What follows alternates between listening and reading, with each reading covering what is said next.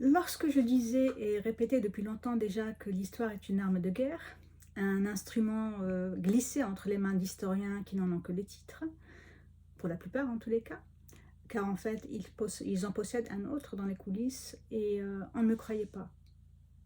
Napoléon lui-même disait que l'histoire est une suite de mensonges sur lesquels on s'est mis d'accord. Et nous, que disons-nous? ليس الفتى من يقول كان أبي بل الفتى من يقول ها أنا ذا. ليس الفتى من يقول كان أبي بل الفتى من يقول ها أنا ذا. Quel rapport y a-t-il avec l'histoire? Pourquoi sortir de son contexte une expression qui date de je ne sais quelle période et qui se référait à un autre domaine, qui faisait en réalité référence à celui qui se construisait lui-même plutôt que de s'appuyer sur ce qu'était son père ou son grand-père ou son arrière-grand-père aussi. Donc Napoléon lui-même disait que l'histoire est une suite de mensonges sur lesquels on s'est mis d'accord, et nous, on voudrait nous faire oublier notre patrimoine historique. Donc, comme certains parmi vous le savent probablement, j'ai lancé mes recherches sur l'histoire de l'Amérique précolombienne il y a quelques dizaines d'années de cela, et ce suite à la lecture du Coran et à certains versets qui soulignent qu'aucune cité n'est détruite avant qu'un avertisseur ne lui soit envoyé. Pour moi, il y avait un souci. Le Coran était le dernier livre divin à être révélé à l'humanité, et l'Évangile l'avant-dernier. Comment se fait-il que les peuples d'Amérique n'aient jamais entendu parler ni de Jésus, ni de Muhammad, alayhum as-salatu was-salam? Je me suis donc attelée à la tâche et fus dès le départ surprise par le fait qu'à une telle vitesse, j'ai pu accéder à tant de données mettant en exergue la présence de populations arabes et noires africaines sur le continent américain, et ce bien avant 1492. Comment se fait-il que tant d'informations historiques n'aient pas été découvertes, au sens où on parlerait d'accession aux données historiques par des historiens, donc par des spécialistes. Et les milieux académiques le savent. D'ailleurs, ils licencient tous ceux qui soulignent la présence noire africaine ou arabe ou musulmane sur le continent américain. J'ai donc contacté des gouvernements arabo-musulmans et rencontré des chefs d'État, des personnes haut placées et qui avaient une puissance de frappe financière non négligeable. D'ailleurs, ils m'ont prévenu et mis en garde quiconque souhaitait me soutenir dans mes recherches en précisant qu'ils auraient à faire face à quelques soucis d'ordre politique, économique et financier. D'ailleurs, ces personnes, ou plus précisément cette personne, a frappé avec son poing sur la table, car je répondais par la négative à tous ces commandements, à tous ces ordres. Il croyait m'impressionner. Je suis algérienne, ne l'oublions pas. Hors de question que je lâche le morceau. En outre, ces menaces m'ont confortée. J'étais réellement sur la bonne voie. Certains me surveillaient de loin, écrivaient des articles à mon sujet, sans citer mon nom, quelquefois, et en citant mon nom, d'autres fois. Au fait, une petite question. Savez-vous que les Palestiniens ont souffert du génocide en Amérique avant d'en souffrir en Palestine même? Et ce, dès la fin du XVe siècle. Mais vous n'étiez pas au courant, n'est-ce pas?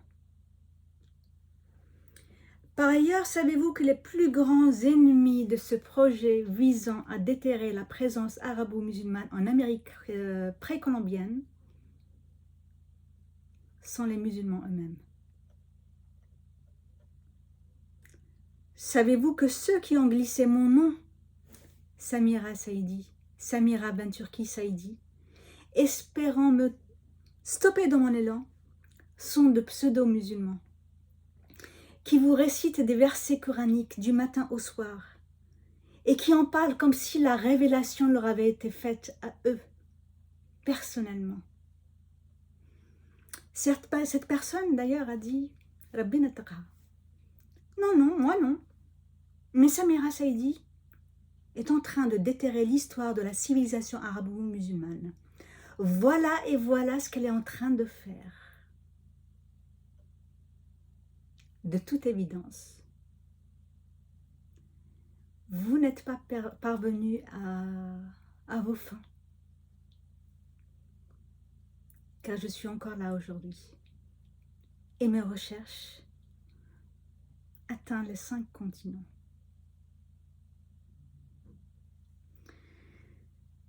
Le Coran est devenu une marchandise entre les mains de ceux qui n'ont ni connaissance, ni autorité, ni intégrité pour oser en disserter.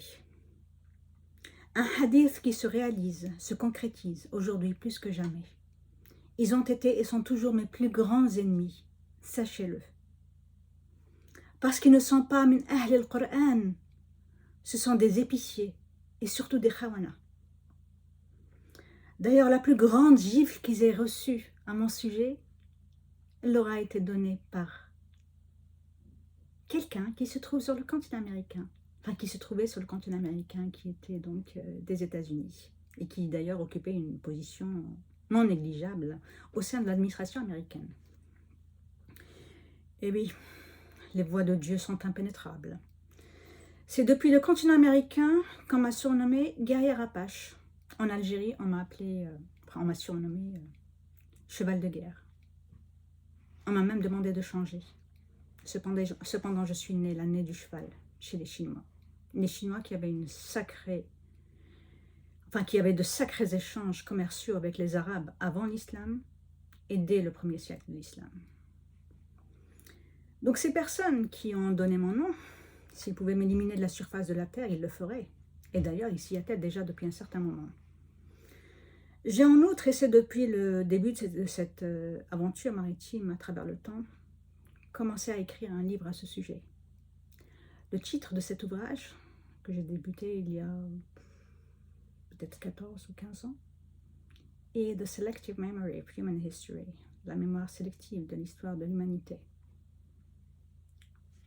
Dans cet ouvrage, ils occupent une place de choix. Je ne les ai pas oubliés et je ne les oublierai pas. Je laisserai leur nom à la postérité.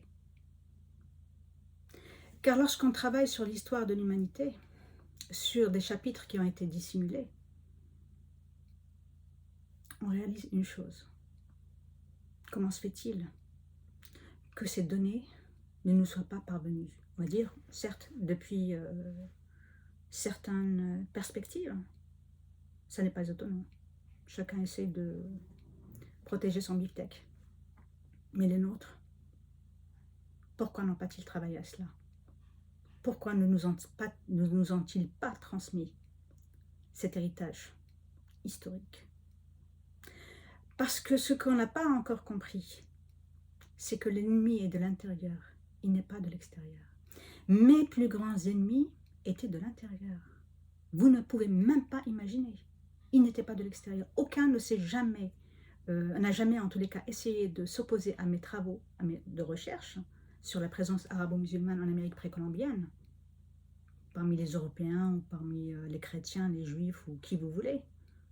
Ceux qui se sont opposés à moi étaient de pseudo-musulmans qui ouvraient le Coran, ont tourné les pages et qui ont donné mon nom. Vous pouvez donner mon nom aujourd'hui et demain. Et vous pouvez également aller sur mes différentes pages. Et ces derniers mois d'ailleurs, mon plus grand soutien va à la Palestine.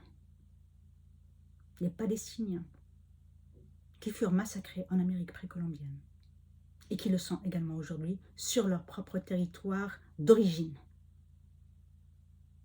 À bon entendeur, salut.